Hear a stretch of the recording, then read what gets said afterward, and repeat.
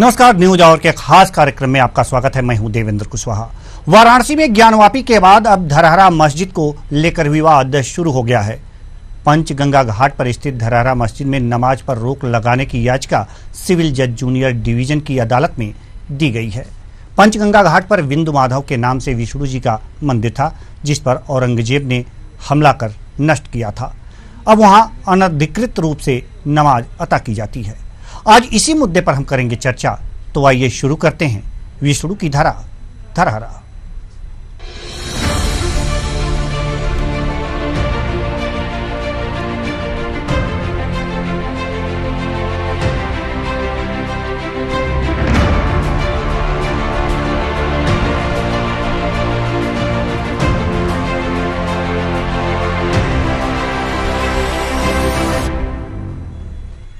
वाराणसी में ज्ञानवापी के बाद एक और स्थान को लेकर कुछ लोगों ने अदालत का दरवाजा खटखटाया है। पंचगंगा घाट स्थित बिंदु माधव में नमाज पर रोक लगाने की याचिका सिविल जज जूनियर डिवीजन की अदालत में दी गई है। क्या है पूरा मामला, इस रिपोर्ट में देखते हैं, फिर चर्चा भी करेंगे। ज्ञानवापी के बाद अब धरहरा मस्जिद की बारी, नमाज पर रोक लगाने की मांग, कोर्ट पहुंचा मामला। 4 जुलाई को होगी सुनवाई। फ्रांसीसी यात्री की किताब में भी जिक्र। वाराणसी में ज्ञानवापी के बाद अब धरहरा मस्जिद को लेकर विवाद शुरू हो गया है। गायघाट निवासी अतुल सहित 5 लोगों ने सिविल जज जूनियर डिवीजन की कोर्ट में पंचगंगा घाट स्थित धरहरा मस्जिद को लेकर वाद दाखिल किया। इस मुकदमे में सादिक अली, जमाल और मुन्ना को प्रतिवादी बनाया गया है। वादी पक्ष का कहना है कि पंचगंगा घाट पर बिंदु माधव के नाम से विष्णु जी का मंदिर था। औरंगजेब ने श्री काशी विश्वनाथ मंदिर पर आक्रमण के दौरान बिंदु माधव मंदिर पर हमला कर उसे भी नष्ट कर दिया था। अब वहां अनाधिकृत रूप से नमाज अदा की जाती है। वहां नमाज सहित प्रतिवादियों के अन्य क्रियाकलाप पर प्रतिबंध लगाया जाए। अदालत ने इसे प्रकरणवाद के तौर पर दर्ज करते हुए सुनवाई की अगली तिथि 4 जुलाई नियत की है। कहां-कहां प्रमाण होने का दावा। 1669 में तोड़ा गया था मंदिर। 1665 में टेवर्नियर आया था बनारस। मत्स्य पुराण में भी है जिक्र। इतिहासकार डॉक्टर मोतीचंद्र ने काशी के इतिहास में लिखा है कि 1669 में औरंगजेब के शाही फरमान से जब विश्वनाथ मंदिर तोड़ा गया था, उसके लपेटे में बिंदु माधव मंदिर भी आ गया था। बिंदु माधव मंदिर पंचगंगा घाट से लेकर राम घाट तक फैला हुआ था।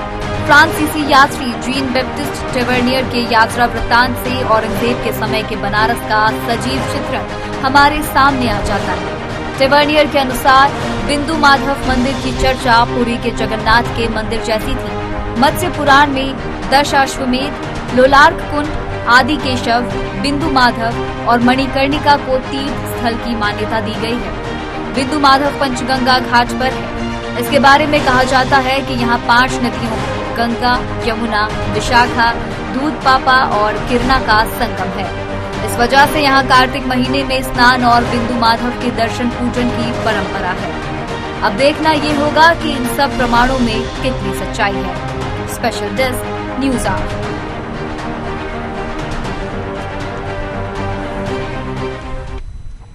तो ज्ञानवापी के बाद अब धरहरा मस्जिद की बारी। इस पर भी एक याचिका कोर्ट में अब सुनवाई होगी। दलील पेश किए जाएंगे और प्रमाण पेश किए जाएंगे। इन प्रमाणों से क्या होगा और अब इस विवाद का क्या होगा, ये भी गर्व की बात है। जब सामने आएगा कोर्ट का फैसला, उसके बाद से ये तय हो पाएगा कि आखिर ये मस्जिद है या मंदिर। कुल मिलाकर कहने का तात्पर्य यह है कि ज्ञानवापी के बाद से लगातार कई स्थलों पर, ऐतिहासिक स्थलों पर इस तरह के दावे किए जा रहे हैं कि ये मस्जिद है जो दिख रही है, यह मंदिर को तोड़कर बनाई गई है। और अधिकांश स्थानों पर ऐसी बातें सामने आ रही हैं कि वहां पर कुछ जो हिंदू पक्ष है यह कह रहा है कि यह मंदिर के अवशेष हैं। वहां पर कुछ मंदिर होने के प्रमाण दिखाई दे रहे हैं।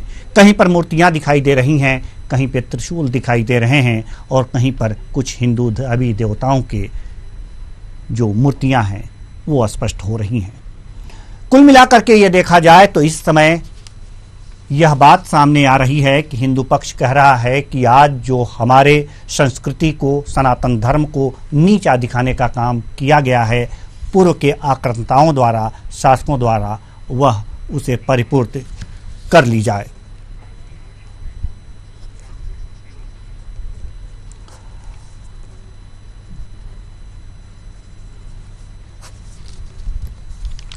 इस मुद्दे पर चर्चा के लिए हमारे साथ कई मेहमान जुड़ेंगे। इस समय साध्वी आशु जो रामकृष्ण सेवा सदन से हैं हमारे साथ जुड़ चुकी हैं। आपका बहुत बहुत स्वागत है हमारे इस कार्यक्रम में।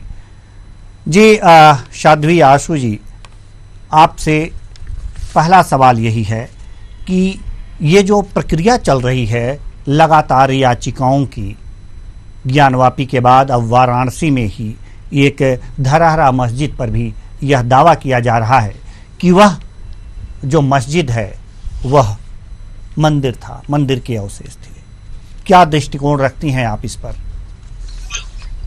देखिए, जो धरहरा का ये जो मुद्दा उठा है, ये 1669 में औरंगजेब किया गया था। जी किया गया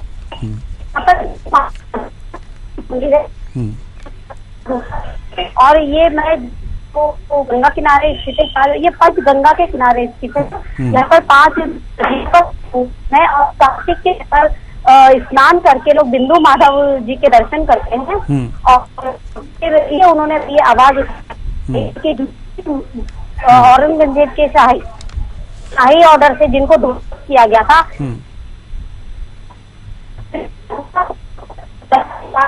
जो भी इस तरीके से नमाज।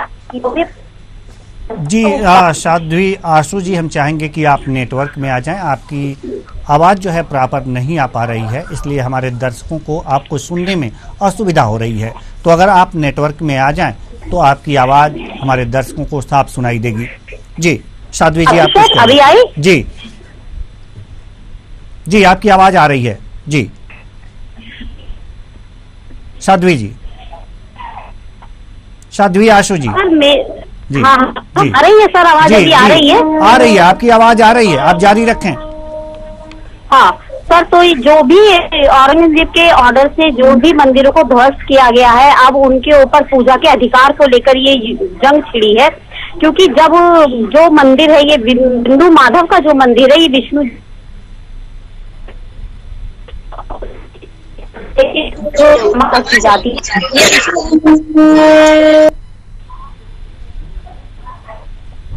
हेलो जी जी हाँ जी है, तो उसको रोका जाए और उस पर जो है पूजा का अधिकार उस पर मिलना चाहिए। जी, पूजा का अधिकार मिलना चाहिए, हिंदू भावनाओं को ठेस न पहुंचे, और साथ ही साथ ये भी देखा जाना चाहिए कि जो मुस्लिम भाई हैं उनकी भी भावनाओं को ठेस न पहुंचे। इसलिए समस्या ये है कि जो हमारे जो मुस्लिम भाई हैं वो वहाँ पर जाकर के मस्जिद समझ करके नमाज अता करते हैं, और अगर वो मंदिर था तो उसमें उनका कोई हाथ नहीं है कि उसे तोड़ करके उन्होंने मस्जिद बनाया। वहाँ पर मस्जिद, अगर जो किसी आक्रांता ने मंदिर तोड़ करके मस्जिद बना दिया तो अब उनसे उनकी भी आस्था जुड़ गई, और उनकी भी जब आस्था जुड़ गई और वहाँ वो अपना जो भी बंधन करते हैं, जा करके इबादत करते हैं, तो अगर जो ये सीधे कहा जाए कि आप ये मंदिर है, यहाँ से अपना अधिकार छोड़ दीजिए, तो उनके भी आस्था को कहीं ना कहीं ठेस लगेगा। तो ऐसे में हिंदू यानी कि सनातन धर्म को क्या करना चाहिए, किस तरह से करना चाहिए? कोई बीच का रास्ता आपके दिमाग में है क्या? नहीं है, हिंदू तो हमेशा से सैक्रिफाइस करता आया है जी। अब अभी जब वो जाग रहा है या अपने अधिकारों की बात कर रहा है, तो सैक्रिफाइस की बात हम ही लोग क्यों करें? वो लोग छोड़ दे ना नमाज का अधिकार, वो छोड़ दे, सारे सैक्रिफाइस हम ही लोग क्यों करेंगे? जी, बात तो आपकी सही है कि सारे सैक्रिफाइस हिंदू ही क्यों करें, मुस्लिम लोगों को भी यानी इस्लाम धर्म के मानने वाले लोगों को भी करना चाहिए।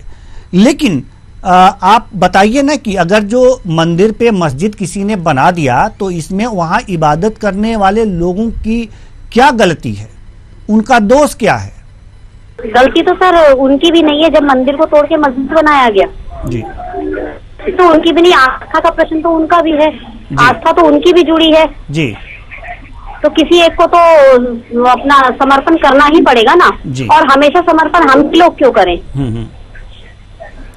तो ऐसे तमाम मस्जिद हैं और जिसपे मंदिर होने का दावा ठोका जा रहा है। ये कहीं मंदिर और मस्जिद की बात नहीं है, यहाँ पर बहुत सारे मंदिर हैं जो मस्जिद हैं उस पर यह कहा जा रहा है कि यहाँ पर पहले मंदिर था। तो जब पहले मंदिर था, ऐसे करीब करीब अगर जो एक आंकड़े देखे जाएं तो भारत में करीब कुल 20 या 40 हजार के करीब मंदिर हैं। तो क्या अब इन मस्जिदों पे अब मंदिर बनवाने की बात होगी? क्या ये सार्थक है, ये उचित है? सर बनाने की बात तो है ही नहीं ना, ये तो पूजा के अधिकार की बात है जी। वो तो बने हुए हैं। अगर आप देखेंगे जो भी प्रूफ मिल रहे हैं, जो भी साक्ष्य सामने आ रहे हैं, वो सब ये कह रहे हैं कि यहाँ पर मंदिर थे, बनाना तो है ही नहीं ना। ये तो अब पूजा के अधिकारों की बात है, ठीक है। हमारे साथ सुशील तिवारी जो हिंदू आर्मी चीफ हैं जुड़ चुके हैं। बहुत बहुत स्वागत है आपका हमारे इस कार्यक्रम में। सुशील तिवारी जी, सवाल आपसे और जोरदार सवाल है आपसे। तीखे जवाब देते हैं और तीखे जवाब सुनने के हम आदी हो चुके हैं, इसलिए सवाल करना हम छोड़ेंगे नहीं और आपसे तीखे जवाब ही लेंगे। सुशील तिवारी जी, ज्ञानवापी के बाद अब धरहरा मस्जिद की बात आ रही है, याचिका दाखिल हो गई है, पूजा अर्चना की बात हो रही है जी, क्या कहेंगे इस पे? कल अभी मेरी परमादरणीय विष्णु जैन जी से बात हुआ था जी। हमने यही कहा कि टीले वाली मस्जिद का केस लड़ रहे हैं हरशंकर जैन जी लखनऊ का, तो हमने कहा कि इसमें इमाम बाड़ा को और रूमी दरवाजा का जो हजारों एकड़ का लैंड है इसको भी शामिल कर लिया। देखिए, आपने कहा 20,000 मंदिर और 40,000 मंदिर, तो जब जितना अंदर आप जाएंगे उतना ही आपको मंदिरों की संख्या बढ़ती जाएगी। लखनऊ में परसों भारतीय जनता पार्टी के पूर्व महामंत्री एक शिवालय मस्जिद है, अब ये कौन सा नाम है, शिवालय मस्जिद जी। तो शिवालय मस्जिद को जल चढ़ाने जा रहे थे, चूंकि पुलिस ने रोक लिया, उसमें बीच में शिवालय है और ऊपर 2 गुम्बद खड़ा कर दिया गया। और ये 1669 का केस नहीं है, ये केस मुश्किल से मुझे लगता है कि 10-50 साल का होगा। कहने का तात्पर्य है कि देखिए, देश में राष्ट्रवादी सरकार है और राष्ट्रवादी सरकार हरदम न्याय करती है और जो न्यायपालिका है वो भी समझती है कि उस पर जो है विधर्मियों का अब प्रेशर नहीं है। तो हम तो कहते हैं कि छोटे से छोटे भी मंदिर को अगर उन्होंने कब्जा किया हुआ है तो उस पर भी याचिका डालना चाहिए और इसके पक्ष में हिंदू आर्मी है। कल गोंडा के अंदर हिंदू आर्मी ने आह्वान किया है कि अगर 40,000 हो या 50,000 हो या 60,000 हो, मैं कहता हूँ छोटे से छोटे जगह पे भी अगर हमारे मंदिरों पे इन विधर्मियों ने कब्जा कर रखा है। देखिए, औरंगजेब 1669 में जो है मंदिर विध्वंस ज्ञानवापी परिसर को खंडित करके और अपना आलमगीर मस्जिद बनाया था। लेकिन आज की जो स्थिति है अगर आप देखेंगे तो आज भी कई जगह जहां ये विधर्मी बहुसंख्यक हो गए हैं वहां पे ये मंदिर तोड़ के मस्जिद बना देते हैं। ये कोई 1669 की बात नहीं है, लेकिन जहां पे राष्ट्रवादी सरकार है वहां पे थोड़ी सी लगाम लगी हुई है। अब बात ये आती है कि पहले न्यायपालिका भी डरती थी, न्यायपालिका को कांग्रेस रूपी विधर्मी सरकार डराती थी कि अगर आप यहाँ पे कुछ भी करेंगे तो यहाँ पे दंगा हो जाएगा, यहाँ पे सांप्रदायिक दंगा हो जाएगा। लेकिन आज की न्यायपालिका समझती है कि राष्ट्रवादी सरकारें हमारे ऊपर वो प्रेशर नहीं आएंगे। अच्छा, आप कहेंगे कि न्यायपालिका पे भी सरकार का प्रेशर होता है, बिल्कुल होता है। देखिए, पूरे देश के अंदर एक जज के खिलाफ अगर पूरे देश में अगर धरना प्रदर्शन होने लगे तो कहीं ना कहीं जज भी दबते हैं, इस बात को समझिएगा। आज के डेट में राष्ट्रवादी सरकारें हैं। आप ये कह रहे हैं कि पहले की जो सरकार थी उनका प्रेशर था न्यायपालिका पर, और सरकारों का प्रेशर होता है न्यायपालिका पर, ऐसा आपका कहना है। तो अभी जो सरकार है उसका प्रेशर है क्या न्यायपालिका पर? बिल्कुल नहीं है।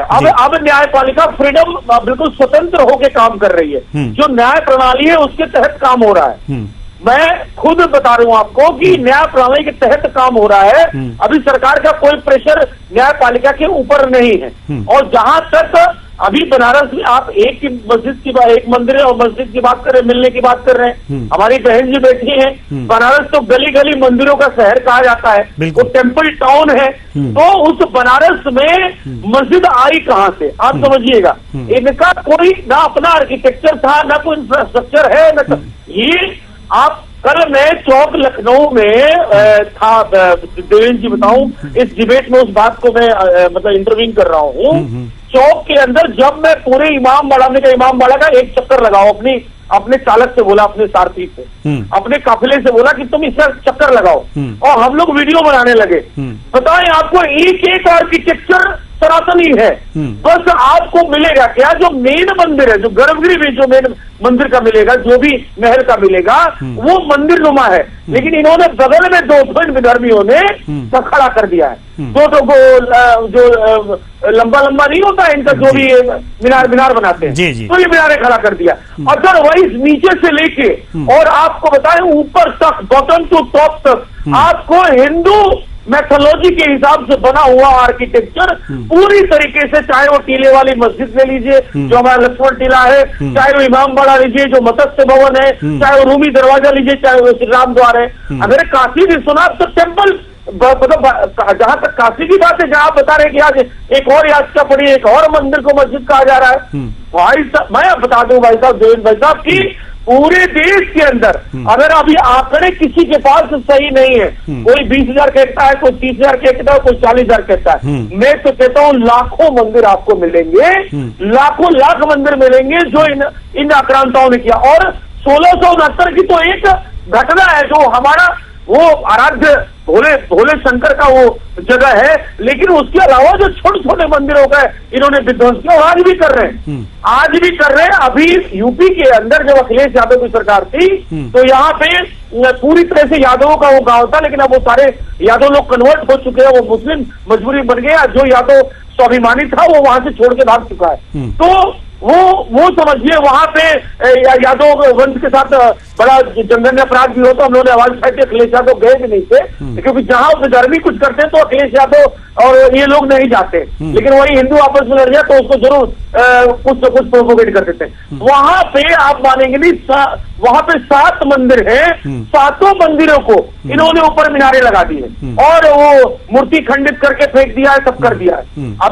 अभी उसकी कंप्लेंट भी हिंदू आर्मी ने जो योगी आदित्यनाथ तक पहुंचाई तो कुछ कार्रवाई हुई है, लेकिन समस्या ये है कि वहां पे कोई हिंदू बचा ही नहीं है, तो वहां पे फाइट कौन करेगा? वहां पे सब घर छोड़ के इधर उधर चले गए। मैं आपको गांव का नाम कल बता दूंगा, उसमें बड़ा हंगामा भी हुआ था, मतलब आपको भी आपके यहाँ भी वो खबर चली थी।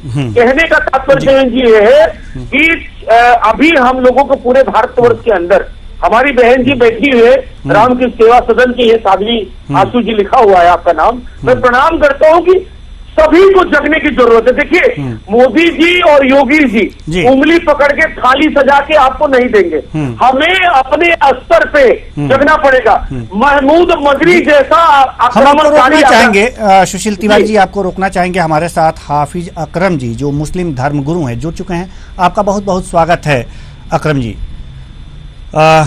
हम आपके पास आएंगे अकरम जी, लेकिन सुशील तिवारी जी कुछ कह रहे हैं, अपने ये वक्तव्य पूरा कर लें।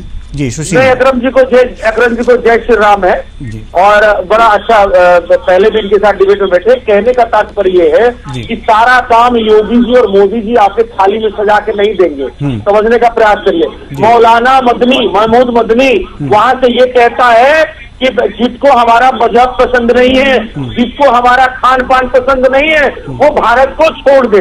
आप समझिए वो खान पान उसका क्या है, बकरे को हलाल करके खाना, गाय को काट के खाना, और वो उसका खान पान पसंद नहीं तो भारत छोड़ दे। ये किस तरह की तकरीरें हैं, किस तरह का आह्वान कर रही है उस खुले मंच से, आप समझने का प्रयास करिएगा। उसके बावजूद उस आक्रांता में, मैं तो उसको भी आक्रांता को, उस औरंगजेब का सपूत ही कहूंगा, वो औरंगजेब आक्रांता था, उसके ये सुपुत्र बचे हुए हैं, और महमूद मदनी जैसे लोग, ये लोग जो है आप बताइए यहाँ बैठ के इस तरीके से विधान करें और उसको बड़ी स्ट्रीट मीडिया पे खा के और उसका इंटरव्यू ले रही है और उसको टीआरपी बटोर रही है। कहने का था उसको जेल में होना चाहिए था। तो तात्पर्य हम अपनी बात खत्म कर ले कि हमें कोने कोने में हिंदुओं को जागना पड़ेगा और अपनी जो भूमि इन विधर्मियों ने, आक्रमणकारियों ने जो कब्जा कर रखा है उसको छुड़ाना पड़ेगा। और अगर हमने बाबरी मस्जिद को विध्वंस किया और बाबरी मस्जिद विध्वंस करने के बाद भी हमारा वहां राम जन्मभूमि नहीं मिला, बाद में हमें कोर्ट का दरवाजा खटखटाना पड़ा, तो कोर्ट ही सही, आज कम से कम न्यायपालिका दबाव में नहीं है, वो हमारी सुनेगी तो सही। तो इसलिए हम याचिका डाल के ही इतनी याचिका डाल दें कि ये विधर्मियों के पास अधिवक्ता ना बचे कोर्ट लड़ने के लिए और केस लड़ने के लिए, यही हमारा कहना। ठीक है, ठीक है। हाफिज जी, हाफिज अकरम जी, हम आपके पास आना चाहेंगे। प्रश्न वही है, ज्ञानवापी के बाद अब धरहरा मस्जिद पर भी बात आ गई है, क्या कहेंगे आप?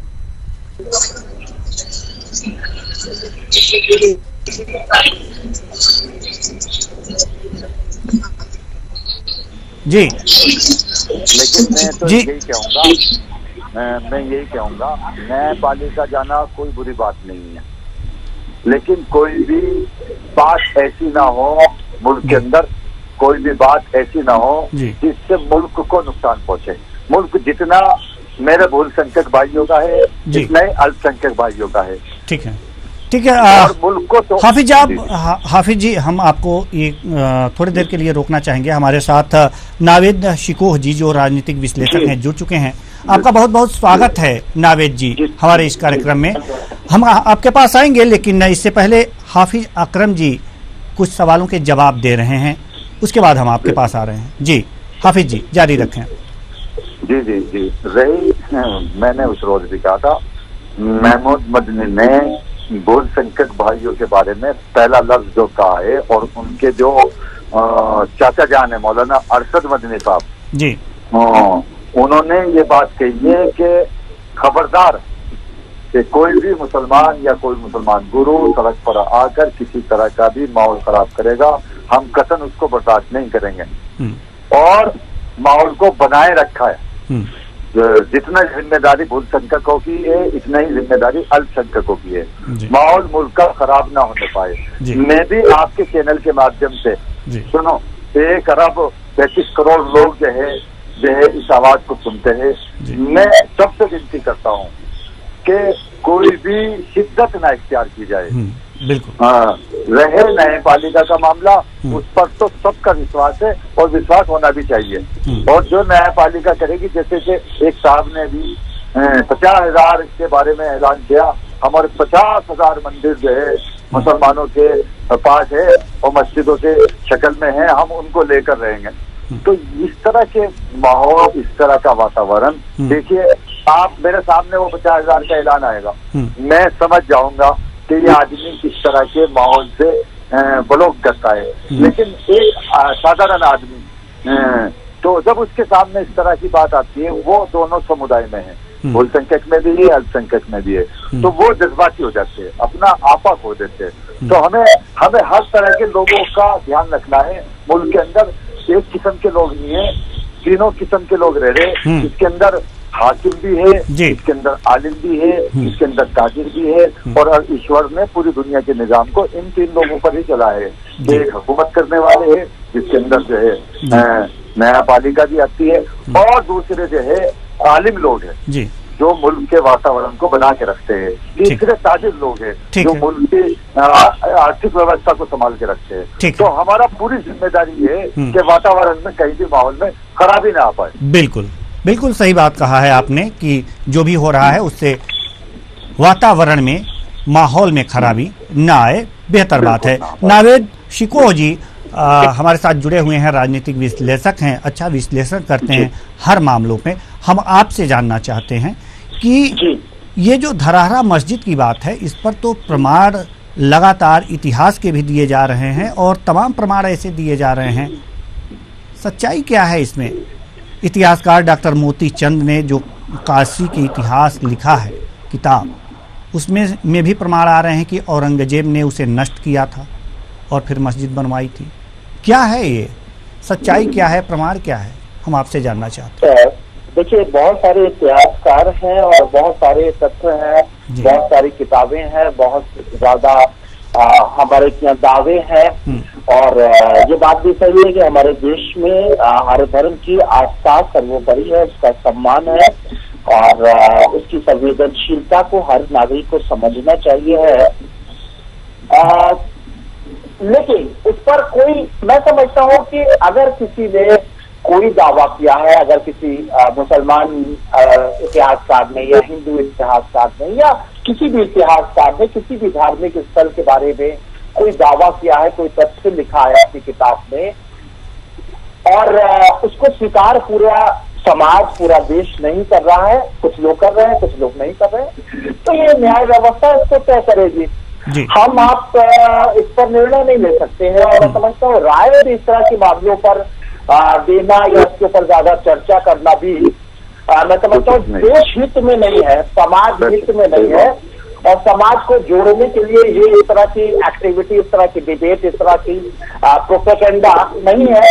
हाँ, ये जरूर है कि धार्मिक स्थलों का सम्मान है और अगर किसी को लगता है कि ये मंदिर मस्जिद थी या मस्जिद मंदिर थी, ठीक है, बहुत बड़ा देश है, बहुत बड़ी आबादी है, हमारी न्याय व्यवस्था जो है वो बहुत मजबूत है, उससे अटूट विश्वास। लेकिन एक बात हमारे समझ में नहीं आ रही सर, वो आपसे हम समझना चाहते हैं, समझना ये चाहते हैं कि देखिए ये एक तरह से सीरीज चल रही है हमारे चैनल पर, लेकिन एक बात आज तक हमारे समझ में नहीं आई कि जो विदेशी आक्रांता आए वो लूटपाट मचाए, मंदिरों को तोड़े, मस्जिद बनाए, उसमें जो हमारे इस समय मुस्लिम भाई हैं उनका क्या दोष है? अगर मस्जिद है तो वहां पर जा करके वो नमाज अता कर रहे हैं।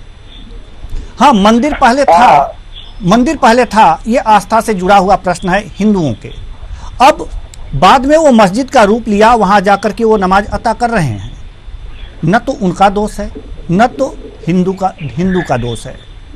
दोष जो है वो तो आक्रांता का है। इसमें अब क्या होना चाहिए? देखिए, एक शेर है कि मिला जो वक्त तो जुल्फे तेरी सुलझा दूंगा जी, अभी तो उलझा हूं मैं वक्त को सुलझाने में। दरअसल हम इतिहास में सैकड़ों साल पहले जा रहे हैं, वहां की कुछ नकारात्मक बातों को उकेर रहे हैं और उस पर चर्चा कर रहे हैं और उसको लेकर बहुत चर्चा इसलिए कर रहे हैं ना कि ये सब समाज में हो रहा है, इसलिए चर्चा जरूरी हो जाता है। समाज में जो हो रहा है वो एक प्रोजेक्ट किया जा रहा है जी। समाज में आज हमारे और आपके और आम जन मानस के बीच में जिंदगी जीने की जरूरतों की चर्चा होना चाहिए। हमारे बच्चों को स्कूल में एडमिशन मिल पा रहा है, उनको रोजगार मिलेगा। सर माफ कीजिएगा नावेद जी, माफ कीजिएगा, गुस्ताखी कर रहा हूं मैं जी। सभी लोग काम करते हैं, सभी लोग, किसान खेत में जाता है, जो और लोग हैं ऑफिस जाते हैं जी, बच्चे स्कूल जाते हैं,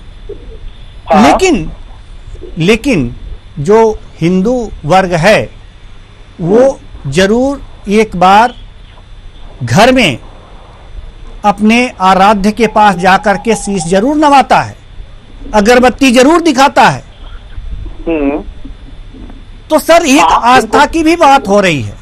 बेरोजगारी, काम करना, पेट पालना, आगे बढ़ना, विकास करना, ये भी जरूरी है। हम माफ कीजिएगा, ये भी जरूरी है, लेकिन हम आस्था को अलग नहीं कर सकते। आज आस्था क्या जो पाकिस्तान का बंटवारा हुआ था सर, क्या उस समय बेरोजगारी नहीं थी? उस समय भी बेरोजगारी थी। किस आधार पर हुआ था सर? तो वो बंटवारा तो इस तरह का नहीं होना चाहिए ना जी। बंटवारा तो आखिर ये आस्था के कारण हुआ ना सर, आस्था पे आघात लगा, आस्था पे आघात लगा ना, कुछ लोगों की अपनी महत्वाकांक्षाएं थी, इसलिए वही बात मैं कह रहा हूं कि आस्था भी जरूरी है, रोजगार भी जरूरी है। इस समय जो मामले चल रहे हैं, इस समय जो मामले चल रहे हैं वो आस्था को लेकर है। इससे कैसे निपटा जाए, इस पे बात होनी चाहिए, इससे कैसे निपटा जाए। सर सुशील तिवारी जी कुछ कहना चाह रहे हैं, हम आपके पास आएंगे सर। सुशील तिवारी जी कुछ कहना चाह रहे हैं, बड़े देर से इशारे कर रहे हैं जी। सुशील तिवारी जी देखिए देवेश जी, पहली बात तो ये जितने मासूम से बैठे हुए आपके पैनलिस्ट हैं, ये इतने मासूम है नहीं, ये औरंगजेब को अब्बा मानने वाले लोग हैं। नहीं सर, हम ऐसे शब्दों का प्रयोग हम अपने चैनल पे नहीं इजाजत देंगे कि प्रयोग किया जाए। जी जी, आप मेरी बात समझिए। आक्रांता का बच्चा आक्रांता होगा, वही तो जाके चद्दर चढ़ा रहा है। आपकी कोई जाकर ओवैसी से पूछता क्यों नहीं, कोई महमूद बदरी से क्यों नहीं पूछता क्यों चादर चढ़ा रहा है? नहीं, देखिए मजार पे नहीं सुनिए, मजार पे हिंदू भी जाकर के चादर चढ़ाते हैं सर, मैंने देखा है, वो तो बहुत बड़ा षड्यंत्र है, उसमें भी कभी आप आएंगे। मजार पे हिंदू क्यों जाता है, वो बहुत बड़ा षड्यंत्र है। और धूप बत्ती न जला के अगरबत्ती क्यों जलाता है, वो बहुत बड़ा षड्यंत्र है। और पूजा पद्धति के समानों में भगवान का ही चित्र क्यों मिलता है, वो भी बहुत बड़ा षड्यंत्र है। हमारे गीता और जो वेद है उसमें किस तरीके से विधर्मी जो है पन्ने फाड़ दे रहे हैं और दूसरी चीज गुजर दे रहे हैं, वो भी एक बहुत बड़ा षड्यंत्र, उसमें कभी और आएंगे। पहली बात तो ये है कि जो मासूम पैनलिस्ट है ये कह रहे हैं अल्पसंख्यक हैं, तो एक बात समझ लीजिए, ये इसी तरह से मासूमियत से अल्पसंख्यक बोलते बोलते 7 राज्यों को हड़प लिए हैं और वहां ही बहुसंख्यक हो गए। अभी भी बहुत मासूम बने हुए और अल्पसंख्यक बने हुए हैं। दूसरी बात आपने कहा कि बड़ा मासूम लोग हैं, तो आक्रांताओं ने मंदिर बना दिया था, इनका क्या कसूर है? ये तो इतने बड़े विधर्मी हैं, ये जानते हुए भी ज्ञानवापी परिसर के अंदर वो हमारा गर्भगृह है, महाशिवलिंग है, उसपे ये कुल्ला करते थे, वहां पे ये हाथ धोते थे, पैर धोते थे। ये आपको पता है क्यों? ताकि ये जो 90 करोड़ सनातनी है उनको रोज ये चप्पलों जूतों से मारते थे, उनकी आराध्य को कुल्ला करते थे। और आज भी ये इतने बड़े विधर्मी है कि ये मानने को तैयार नहीं है, कह रहे फव्वारा है।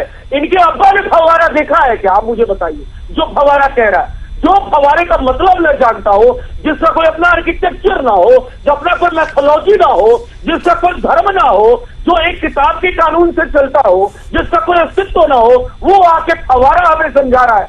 आपको सर्वे विदित है कि काशी विश्वनाथ टेम्पल टाउन है, मंदिरों का नगरी है, भगवान हमारे शिव आराध्य वहां पे विराजमान है। कहां से वहां मस्जिदों का निर्माण हो जाएगा? और न तोड़ो तो कुल मिला के हमारा कहना है कि ये बड़ा मूर्ख बनाने वाली बात है कि मैं भैया अल्पसंख्यक हूँ।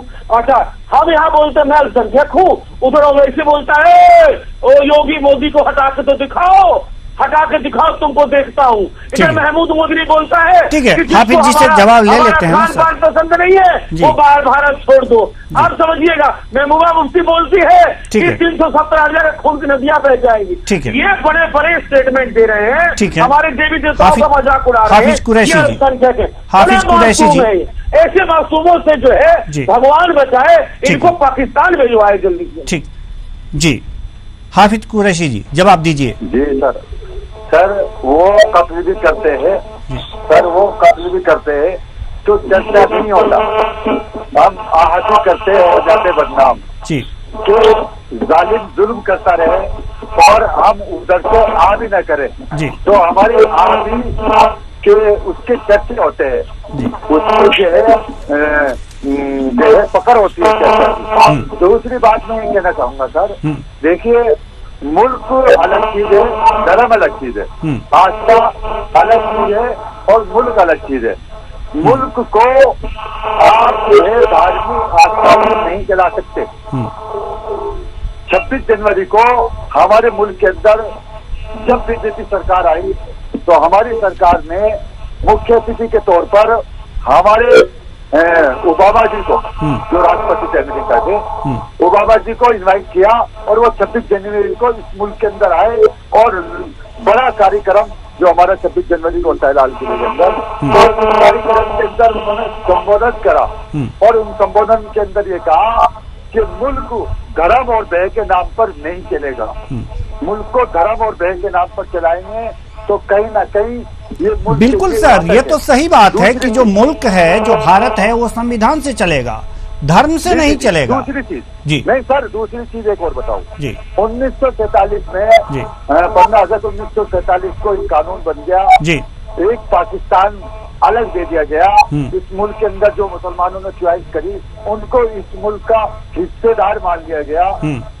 और समस्या उस वक्त 1991 में 15 अगस्त को एक कानून बनकर जो है खड़ा कर दिया गया और बता दिया गया 1991 का कानून लागू कर दिया गया है ताकि कल को इस मुल्क के अंदर कोई समस्या खड़ी ना हो, कल को वाद विवाद ना हो।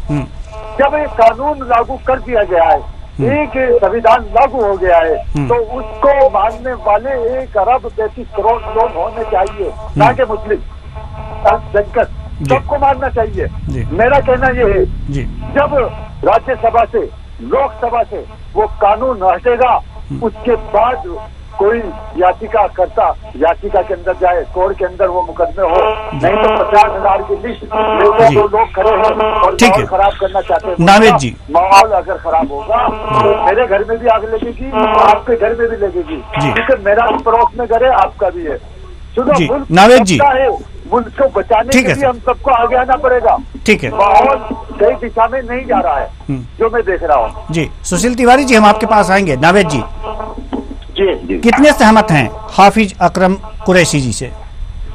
नहीं, देखिए, मैं किसी से सहमत असहमत होने की बात नहीं है। यहाँ पर सिर्फ ये बात है कि देश में कानून सबसे बड़ा है जी। कोई भी विवाद हो, कोई भी दावा हो, वो कोर्ट सुलझाएगा। लेकिन ठीक है, आस्था सर्वोपरि है, आस्था का सब सम्मान करेंगे और करना भी चाहिए। आस्था हमारी देश की आत्मा है, हमारे देश की संस्कृति, हमारी राष्ट्र की जो संस्कृति है उसमें आस्था का एक बड़ा महत्व है। और हमारा देश विभिन्न धर्मों का देश है, उसकी ये खूबसूरती है और सबको आस्था का सम्मान करना चाहिए। लेकिन आप ये बताइए कि आप एक सीरीज अगर चलती रहेगी देश में, सिर्फ एक बात, आपको मैं खिचड़ी दूं, मैं कहूँ मैं आपको बहुत बढ़िया खिचड़ी बना के दे रहा हूँ और केवल मैं चावल दे दूं। अरे जिंदगी बहुत सारी चीजों से चलती है, जिंदगी सिर्फ आस्था से ही नहीं चलती। आस्था हमें, हमारे बच्चे, हमारी जिंदगी, महंगाई, रोजगार, ये सारी चीजें देश के विषय हैं। अगर सिर्फ एक नफरत की बातें आस्था के नाम पे करते रहोगे तो ये बात पता चल जाएगी ये आस्था नहीं है, ये देशद्रोह है। जिस एक सब्जेक्ट की मोनोटोनस अगर होने लगे, सिर्फ एक सब्जेक्ट जी, ये आस्था नहीं देशद्रोह है। ठीक है नावेद जी, ठीक है नावेद जी, आपका कहने का मतलब है कि इस तरह की बातें ये आस्था नहीं है, देशद्रोह है जी। ठीक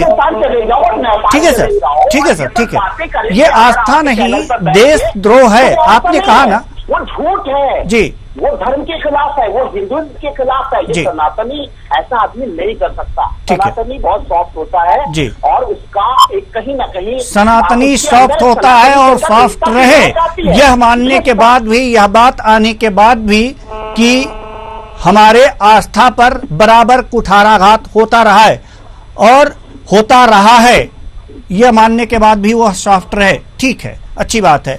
और अगर जो यह बात उठाता है तो वो देशद्रोह के दायरे में आता है। साध्वी आशु जी, नहीं, ठीक है सर, ठीक, बात हम आपकी समझ गए, बहुत अच्छी तरह से समझ गए सर, आपकी बात हम बहुत अच्छी तरह से समझ गए सर। हम साध्वी आशु जी, हम आपके पास आ रहे हैं ना सर, हम आपके पास आ रहे हैं। साध्वी आशु जी बहुत देर से अपनी बारी का इंतजार कर रही हैं, इसके बाद सुशील तिवारी जी के पास आएंगे जी। ठीक है, साध्वी आशु जी जवाब दीजिए, ऐसा देशद्रोह आप लोग क्यों कर रहे हैं? नहीं करना चाहिए आप लोगों को। सर मैंने तो पहले ही बोला था कि हमेशा सैक्रिफाइस हम ही लोग क्यों करें। अब उन्होंने वही बात बोली है कि ये देशद्रोह है, ये कोई देशद्रोह नहीं है, ये तो अधिकारों की लड़ाई है ना। ये देशद्रोह कहाँ से हो गया, कहाँ से देशद्रोह है? आप इसको क्लैरिफाई करिए कि देशद्रोह है ये जी। ठीक है, क्या देशद्रोह है? जवाब दीजिए नावेद जी, देशद्रोह कहाँ है जी? किस तरह से देशद्रोह आप किसको मानते हैं? आप ये बताइए, क्या वो देशद्रोह नहीं है जो आतंकवाद फैलाते, वो देशद्रोह नहीं है? देशद्रोह, ये अपने अधिकारों को मांगना देशद्रोह है। आतंकवाद फैलाना देशद्रोह नहीं है। जो इनके यहाँ एजुकेशन दी जाती है वो आतंकवाद को फैलाने के लिए दी जाती है, वो देशद्रोह नहीं है सर। उसका सम्मान हर आदमी, इस देश का हर सब नागरिक करेगा। ठीक है, सुशील तिवारी जी आप भी जवाब दीजिए। जी सुशील तिवारी जी जवाब दीजिए आप। तो उसको कतई भी इस देश को तोड़ने की हर साजिश के देशद्रोह कहा जाता है। इसको स्वीकार करना पड़ेगा, ये आम बात है। आपसे नफरत की अगर आपके अंदर बू आ रही है और आप बंटवारे की बात कर रहे हो, आप सुशील तिवारी जी चले जाओ, जो है हजारों सबूत लेकर, हजारों साक्ष्य लेकर घूम रहा है, लेकिन ये आज महीनों भर से 1991 की रट लगाए पड़े हैं। तो इनको यही जवाब है कि 1947 का पालन करें, 1991 का हम पालन कर लेंगे। 1947 में जो बंटवारा हुआ था उस हिसाब से आपको रहना ही नहीं चाहिए था, आपको तो पाकिस्तान चले जाना चाहिए था। फिर 1991 की हम बात करेंगे। आप 1991 हमें समझाते हैं, आप कोई साक्ष्य नहीं दिखाते हैं, कोई सबूत नहीं है आपके पास में, हमारे पास हजारों सैकड़ों सबूत है। आप समझने का प्रयास करिए। ये बार बार इस तरीके से भ्रमित करते रहते हैं, ले जाके कोर्ट के सामने पुराना दोराना जंग लगा हुआ एक गोल सा वो रख दिया, क्या नाम है, पाइप रख दिया। आप बताइए औरंगजेब के जमाने में लोहे का पाइप होगा क्या? मुझे आप बताइए, ये कहाँ से ये सब पढ़ के आते हैं, कौन सा ये साक्ष्य लेके आते हैं? बड़े मतलब नहीं, साक्ष्यों पे भी बात कर लेते हैं नावेद जी, साक्ष्यों पे भी बात कर लेते हैं, क्योंकि साक्ष्यों में जी कोई साक्ष्य नहीं है, सिर्फ मुख्तई करते हैं, सिर्फ जुबान से ये मासूम बन के। नहीं सर, आप ये जो धरहरा मस्जिद है आप साक्ष्य प्रस्तुत कर दीजिए, क्या क्या साक्ष्य हैं उसके आप बताइए, उसके बाद हम नावेद जी से जवाब ले लेते हैं। नहीं, धरहरा पे भी बिल्कुल जब याचिका डाली गई है तो वहां पे साक्ष्य निकलेंगे, और जिसने डाला है उस साक्ष्य के आधार पे ही डाला होगा। हवा में कोई काम नहीं होता। हमने अगर इमाम बाड़ा पे डाला है याचिका तो इमाम बाड़ा बतस हिंदू भवन है, हमारे पास साक्ष्य है तब डाला है। ठीक है, ठीक है नावेद जी, नावेद जी, सुशील जी का कहना है कि सुशील जी का कहना है कि धरहरा मस्जिद पर साक्ष्य है तभी याचिका डाली गई है, मांग की गई है वहां पे पूजा की। आप बताइए। उनकी आस्था और उनके विश्वास का स्वागत है जी, और उसका आदर करना चाहिए। तो सुशील जी ऐसा कह रहे हैं, ये भारत के बहुत सारे हमारे हिंदू भाई अगर ये कह रहे हैं तो उसका आदर करना चाहिए। लेकिन सवाल इस बात का है कि जो न्यायालय की चीज गई है हमें अपने न्याय व्यवस्था, ठीक है, न्यायालय तो फैसला करेगा ही ना सर, न्यायालय तो फैसला करेगा, लेकिन जब कोई बात निकल के आती है, मैं अपने हर डिबेट में यही बात कह रहा हूं, अपने जो भी मेहमान हैं उनको यही बताने का प्रयास कर रहा हूं कि जब कोई बात निकल करके आती है तो आम चर्चा का विषय भी होती है, और जब वो आम चर्चा का विषय होती है तो उस पर डिबेट करना लाजमी हो जाता है सर। लाजमी इसलिए हो जाता है कि कहीं जो चौक चौराहों पर चर्चा होती है वह कहीं अपना रुख मोड़ करके कोई दूसरा रूप ना ले ले, इसलिए यहां चर्चा जरूरी हो जाती है, और आप जैसे विद्वानों की बातें लोगों को सुनाकर उन्हें धैर्य ढाढ़स बढ़ाया जाता है, और इसीलिए डिबेट होती है ये। सर, हम आपसे चाहते हैं, आपसे ये जानना चाहते हैं कि आखिर मस्जिद है आप ये कह रहे हैं, लेकिन हिंदू वर्ग कह रहा है और प्रमाण दे रहा है। प्रमाण मैं बता रहा हूं, प्रमाण यह है, इतिहासकार डॉक्टर मोती चंद की जो किताब है उसमें काशी के इतिहास में लिखा गया है कि 1669 में औरंगजेब ने शाही फरमान से जब विश्वनाथ मंदिर तोड़ा गया तो उसके लपेटे में विंध्य माधव मंदिर भी आ गया, जो इस समय धरहरा की मस्जिद कही जा रही है जी। ये और एक जो फ्रांसीसी यात्री था उसने अपने यात्रा वृत्तांत में क्या लिखा है ये हम आपको बता रहे हैं। जो जिन आधारों पर ये पेश किया गया है वह उसमें लिखा है कि औरंगजेब के समय बनारस का सजीव चित्रण हमारे सामने आ जाता है, और उसने लिखा है कि विंध्य माधव मंदिर की चर्चा पुरी के जगन्नाथ मंदिर जैसी थी। साथ ही मत्स्य पुराण, जो जिन 18 पुराणों की बात होती है उसमें से एक पुराण मत्स्य पुराण भी है हिंदू और सनातन धर्मियों की, उसमें क्या लिखा है वो भी मैं आपको बताता हूं कि दशावशेष, लोलार्क, कुंड, आदि केशव बिंदु माधव और मणिकर्णिका का तीर्थ स्थल की मान्यता दी गई है। बिंदु माधव पंचगंगा घाट पर है और यह मस्जिद भी पंचगंगा घाट पर है। सर प्रमाण ये दिखाए गए हैं और इस प्रमाण पर यह याचिका दाखिल की गई है। अब बताइए सर, इसमें क्या आपको इसमें शक शुबह लग रहा है? देखिए, पहली चीज तो ये कि ये तय हो जाए कि हम और आप यहाँ पर कोई पार्टी या पक्ष के लिए नहीं बात या चर्चा कर रहे हैं। आप और हम पत्रकार की भूमिका में हैं और कतई भी किसी हिंदू पक्ष, इसीलिए सर जब ये बातें आम लोगों के बीच जा रही हैं, सर नावेश सर आप वरिष्ठ पत्रकार हैं। सर नावेश सर आप वरिष्ठ पत्रकार हैं, यही मैं कह रहा हूं कि जो हमने साक्ष्य आपको बताए हैं ये आम जनमानस में जा रहे हैं, और जब जनमानस में जा रहे हैं तो कुछ तो ऐसा होना चाहिए कि हाँ उन्हें धैर्य आए, ढाढ़स बंधे।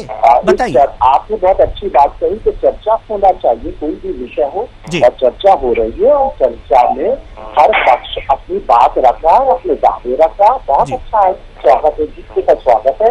और मैं समझता हूँ कि चर्चा के लिए जरूर आमंत्रण होना चाहिए, हर जगह चर्चा इस बात पे होना चाहिए। चलिए ठीक है, एक बात को समझ लीजिए, चर्चा का लेकिन एक चीज को आप नोट नहीं कर सकते। चर्चा का मुख्य बिंदु यही होगा, अंत में हर चर्चा में सब इंसान, इस देश का सब नागरिक और इस देश का अमन पसंद इंसान यही कहेगा कि सबके दावों का स्वागत है, लेकिन निर्णय कोर्ट ही रहेगा। न्याय व्यवस्था के खिलाफ हम कोई फैसला नहीं सुना सकते, हम दावों का स्वागत कर सकते हैं। देश में बहुचर्चित और प्रत्यक्षित सबसे ज्यादा जो अयोध्या मामला था और इसके ऊपर तमाम साक्ष्य पेश किए गए, उसमें साक्ष्य पेश हुए कि वो कभी मंदिर हुआ करता था। मुझे देश ने इसको स्वागत किया, इसको लेकर तलवारें लेकर नहीं निकलेगा, इतनी कटुता नहीं पैदा होना चाहिए चर्चा में। चर्चा में हमेशा न्याय व्यवस्था का इंतजार करना होगा। इस सब नागरिक और इसे बुद्धिजीवी या कोई पत्रकार इस तरह की बात नहीं करेगा कि चर्चा में सख्त शब्दों का और देश की ओर नुकसान पहुंचाने वाले माहौल को नहीं पैदा किया जाएगा। हमेशा बहुत शांति के साथ एक दूसरे के धर्म का सम्मान होगा। ये हमारे देश की संस्कृति है, यह सनातनियों का सौंदर्य है और हम इसके साथ में चले तभी हमारे देश की एकता और ठीक है सर, आप एकता की पूरी दुनिया तारीफ करती है। जी हमारे पास समय की कमी है सर, हमारे पास समय की कमी है। सुशील तिवारी जी कुछ कहना चाहते हैं, कम शब्दों में अगर कुछ कह लें तो जी अपनी बात रखें कम शब्दों में। उम्मीद तो नहीं है इन विधर्मियों से, लेकिन इनको भाईचारा निभाना चाहिए। 40-50 हजार लाख जो मंदिर है सब छोड़ देना चाहिए और अपनी जनसंख्या को नियंत्रण करना चाहिए। और भारत में जो ये मनसा पाले हुए हैं कि गजवाए हिंद लागू करेंगे, उस मनसा को भी हटा देना चाहिए और भाईचारा कायम करना चाहिए। इतना ही कहना है और हरी चादर डाल के कब्जा बंद कर देना चाहिए। हजारों मेहमानों का हमारे इस कार्यक्रम में आप आए और अपने अपने विचार साझा किए। तो कुल मिलाकर के ये देखा जा रहा है कि विवाद बढ़ता जा रहा है और किस ओर बढ़ रहा है, पूजा के अधिकार की तरफ। मंदिर में, मस्जिद में, मस्जिद पहले मंदिर और फिर मस्जिद, यानी कि मंदिर तोड़ करके मस्जिद बनाई गई, इसलिए हमें पूजा का अधिकार चाहिए।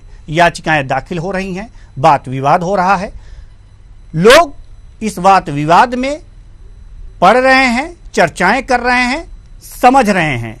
और सबसे बड़ी बात है कि समझ बूझकर आगे की रणनीति बनाई जा रही है और जो आम जनमानस है वो भी यह समझ रहा है कि मामला न्यायालय में है और न्यायालय जो निर्णय देगा वही मान्य होगा।